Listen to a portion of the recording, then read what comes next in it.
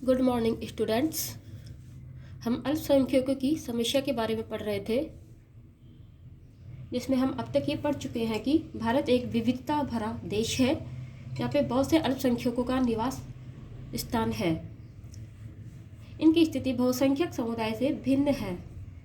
भारतीय संविधान में अल्पसंख्यक शब्द को परिभाषित नहीं किया गया और इसे दो परिस्थितियों में व्यक्ति के धर्म और भाषा हेतु प्रयोग किया गया है।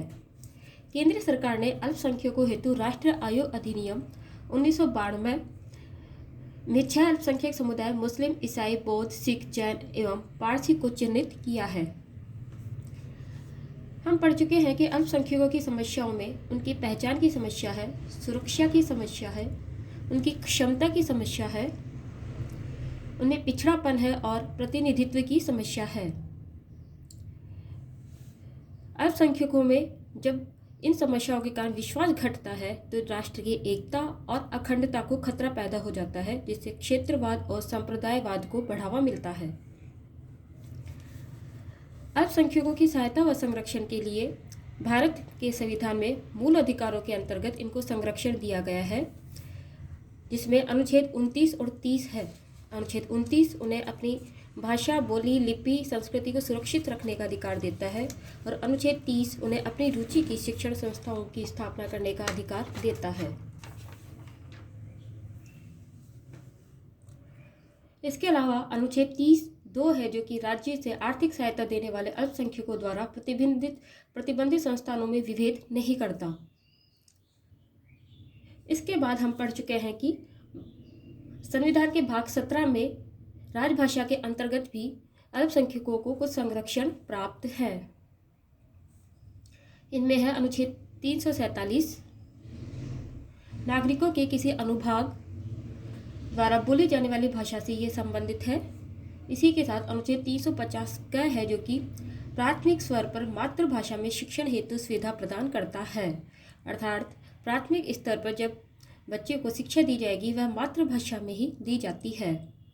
अनुच्छेद 350 ख, जिसके अंतर्गत भाषाई अल्पसंख्यकों हेतु विशेष पदाधिकारी व उनकी शक्तियों के कार्य प्रदान किए गए हैं। आज हम अल्पसंख्यकों की समस्या के समाधान में विधिक संरक्षण के बारे में पढ़ेंगे। अल्पसंख्यकों को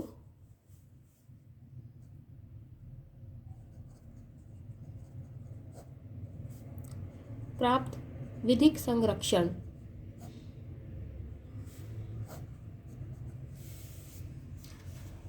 इसमें राष्ट्रीय अल्पसंख्यक आयोग अधिनियम 1992, राष्ट्रीय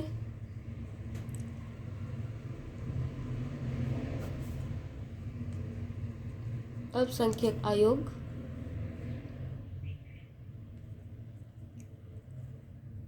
अधिनियम 1992, राष्ट्रीय अल्पसंख्यक आयोग अधिनियम 1992। यह अधिनियम केंद्र सरकार द्वारा एक अल्पसंख्यक आयोग की स्थापना का प्रावधान करता है। इस अधिनियम के अंतर्गत केंद्र सरकार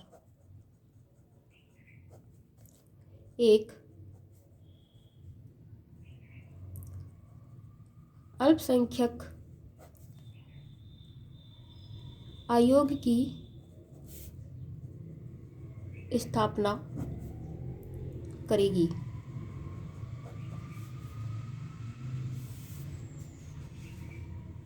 इसमें 6 सदस्य होते हैं, जिसमें अध्यक्ष सहित 5 सदस्य अल्पसंख्यक समुदाय से होने आवश्यक हैं।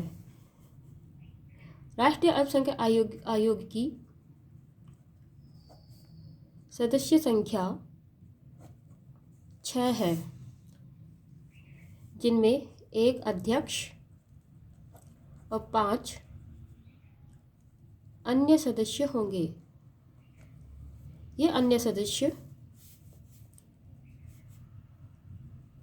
अल्पसंख्यक समुदाय से ही होंगे।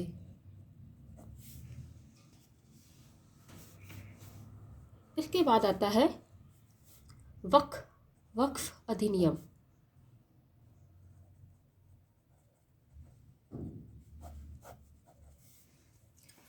यह मुस्लिम समुदाय दान से संबंधित अधिनियम है। वक्फ अधिनियम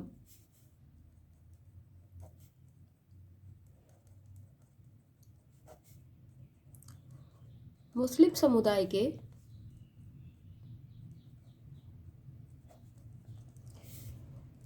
दान से संबंधित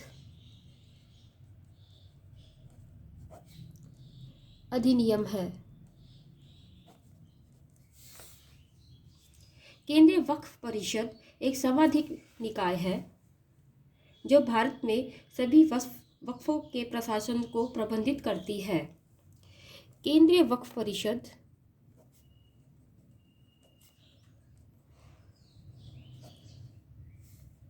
एक सांविधिक निकाय है जो कि भारत के सभी वक्फ का प्रशासन से संबंधित प्रशासन करती है, उसी से संबंधित है। वक्फ अधिनियम मुस्लिम अल्पसंख्यक समुदायों के संरक्षण से संबंधित संस्था है। नागरिकता संशोधन अधिनियम 2019, इसके बाद आता है नागरिकता संशोधन अधिनियम 2019।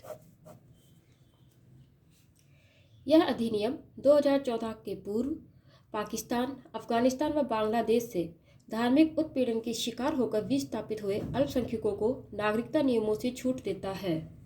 अर्थात नागरिकता संशोधन अधिनियम 2014 के बाद 2014 के पूर्व तक के पाकिस्तान,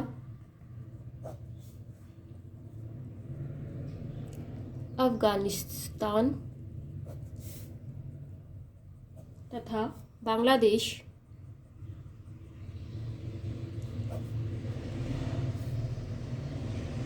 से आए हैं जो कि धार्मिक उत्पीड़न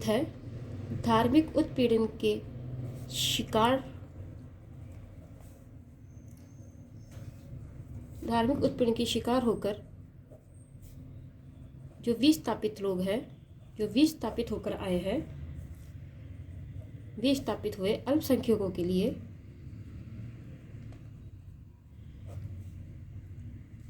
नागरिकता नियम में छूट देता है।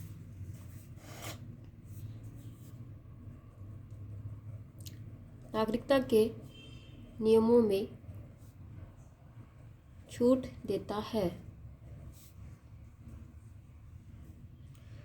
अब नागरिकता संशोधन अधिनियम 2019 में 12 वर्ष के स्थान पर 6 वर्ष यहाँ पर निवास करने का प्रावधान कर दिया गया है।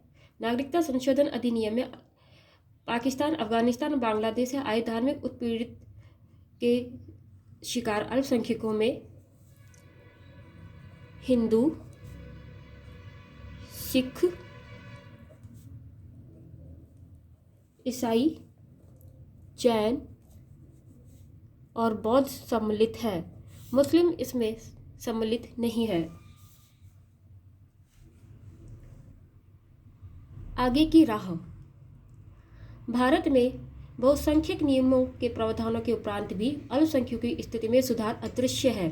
राष्ट्र की एकता व अल्पसंख्यक विकास हेतु सरकार के साथ साथ नागरिकों को भी इस क्षेत्र में कार्य करने की आवश्यकता है।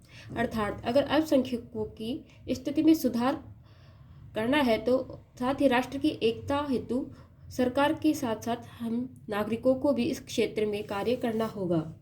इसके अलावा सरकार ने अल्पसंख्यकों के सुधार हेतु कुछ योजनाएं भी प्रचलित कर रखी हैं, कुछ योजनाएं भी लागू की हैं। उनमें है उस्ताद।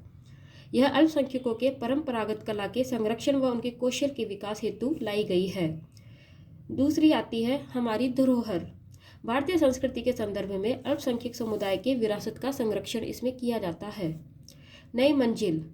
मद्रसा छात्र व मुख्य धारा में छात्रों के माध्यम से कौशल के अंतराल को कम करने हेतु, अर्थात नई मंजिल जिसमें मद्रसा छात्र व मुख्य धारा से जो अलग हट गए हैं उनको इसके माध्यम से कौशल प्रदान करके इस अंतर को कम करने की आवश्यकता है। सीखो और कमाओ।